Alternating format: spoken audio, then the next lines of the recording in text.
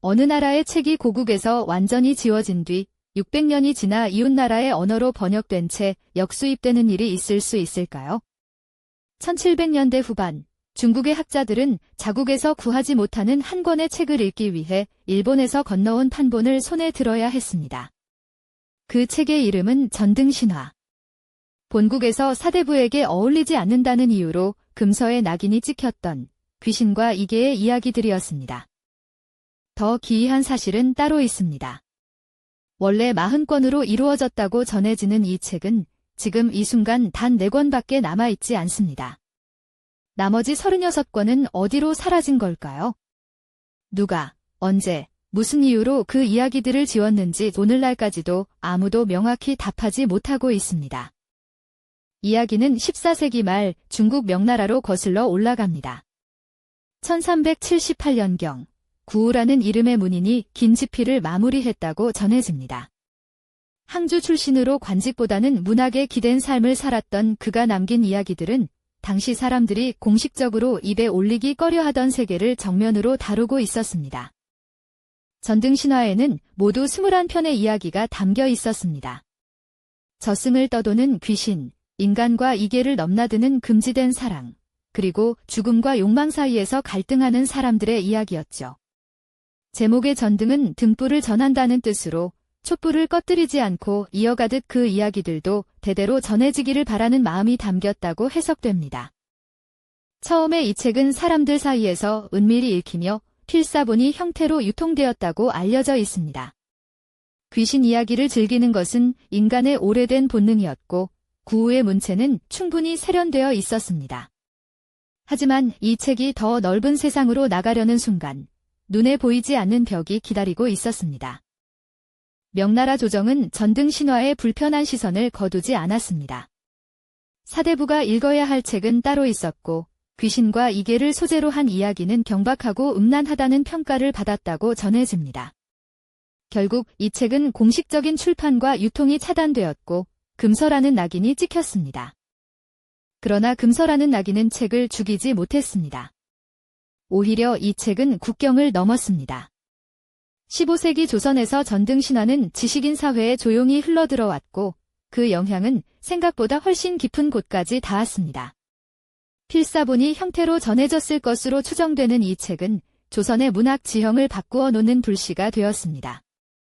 1470년대 조선의 문인 김시습이 금오신화를 완성했다고 전해집니다. 한국 최초의 한문소설로 평가받는 이 작품은 전등신화의 구조와 형식을 분명히 의식한 흔적을 담고 있다는 것이 학계의 통설입니다. 귀신과 인간의 사랑, 이계와 현실의 경계라는 주제들은 구우가 먼저 열어젖힌 문을 김시습이 조선의 언어로 다시 통과한 것이라 볼 수 있습니다. 더 흥미로운 흔적도 있습니다. 이순신 장군이 임진왜란 중에 남긴 난중일기에 전등신화와 관련된 구절이 등장한다는 설이 있습니다. 이 해석에 대해서는 학자들 사이에서도 의견이 엇갈리지만 전쟁의 한복판에서 한 장군이 귀신 이야기를 손에 들었을 가능성 자체가 이 책이 당시 얼마나 넓게 퍼져 있었는지를 다시 한번 일깨워줍니다. 전등신화는 일본으로도 건너갔습니다. 정확히 언제, 어떤 경로로 전해졌는지는 여전히 모호하지만 늦어도 17세기 에도 시대에는 일본 문단에 이미 깊이 뿌리를 내리고 있었다고 알려져 있습니다. 고국 중국에서 찍힌 금서의 낙인이 오히려 이 책을 더 멀리 날려보낸 셈이었습니다. 에도 시대 일본에서 전등신화는 단순히 읽히는 것을 넘어 직접적인 창작의 원천이 되었습니다.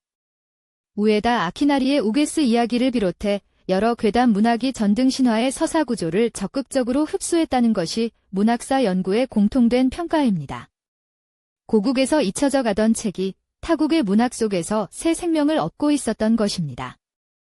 역설은 여기서 절정에 달합니다. 청나라 시대에 이르러 본국 중국에서 전등신화를 구하기 어려워지자 학자들은 일본에서 간행된 판본을 통해 이 책을 접하게 되었다고 알려져 있습니다. 중국에서 태어나 중국에서 지워진 책이 600년의 시간을 돌고 돌아 일본이라는 우회로를 거쳐 고국으로 되돌아온 것입니다. 그렇다면 사라진 36권의 이야기는 어떻게 된 걸까요? 현재 전해지는 4권은 원래 40권 체계의 극히 일부에 불과합니다. 학계는 이 나머지 36권이 실제로 완성된 채 존재했는지 아니면 처음부터 완성되지 않았던 것인지조차 아직 명확히 결론을 내리지 못하고 있습니다. 첫 번째 가설은 의도적인 소각입니다. 금서 지정 이후 관에서 직접 한목을 부수고 책을 불태웠을 가능성이 있으며 명나라와 청나라를 거치며 이른바 문자옥의 시기에 수많은 서적이 실제로 사라진 것은 역사적으로 기록된 사실입니다. 그러나 이 가설에는 한 가지 의문이 따라붙습니다. 전등신화가 금서로 낙인 찍힌 것은 맞지만 이 책이 직접적인 탄압의 표적이었다는 구체적인 기록은 아직 발견되지 않았기 때문입니다. 두 번째 가설은 전란과 왕조 교체의 혼란입니다. 명나라에서 청나라로 권력이 넘어가는 17세기는 중국 역사상 가장 격렬한 전쟁과 약탈의 시기 중 하나였습니다. 수많은 개인 장서가 소실되었고 필사본으로만 유통되던 서적들이 그 혼란 속에서 자연스럽게 사라졌을 가능성은 충분합니다. 다만 이 가설도 36권 전부가 어떠한 흔적도 없이 사라졌다는 사실을 온전히 설명해주지는 못합니다. 세 번째 가설은 처음부터 40권 전체가 완성되지 않았거나 각 권이 한 번도 한 곳에 집결된 적이 없을 가능성입니다. 구우가 생전에 40권을 완성했다는 기록 자체가 후대의 전원에 의존하고 있어 그 수치가 정확한지조차 확인되지 않습니다. 혹은 36권에 해당하는 내용이 여전히 중국 어딘가의 개인 장서 속에 혹은 일본의 오래된 사찰 어딘가에 잠들어 있을 가능성을 완전히 배제할 수 없다는 시각도 있습니다. 금서의 낙인은 과연 전등신화를 죽였을까요? 아니면 오히려 더 오래, 더 멀리 살아남게 만들었을까요? 금지된 것은 사라지지 않고 숨습니다.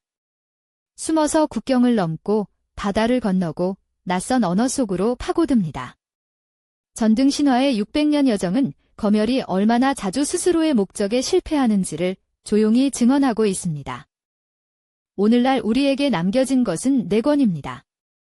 귀신과 사랑과 죽음을 이야기하는 21편 중 지금 읽을 수 있는 이야기들은 원래 있었을 세계의 10분의 1에 불과할지도 모릅니다. 사라진 36권이 어디에 있는지 혹은 처음부터 존재하지 않았는지 이 질문에 답할 수 있는 사람은 아직 나타나지 않았습니다. 어쩌면 사라진 이야기들은 지금도 어딘가에 있을지 모릅니다. 먼지 쌓인 서가 한 구석에 아무도 열어보지 않은 나무 상자 안에 전등신화가 스스로를 살렸듯이 역사 속에서 지워진 이야기들은 때로 가장 뜻밖의 장소에서 다시 모습을 드러냅니다. 혹시 여러분은 이 사라진 36권이 어디에 있을 것 같다고 생각하시나요?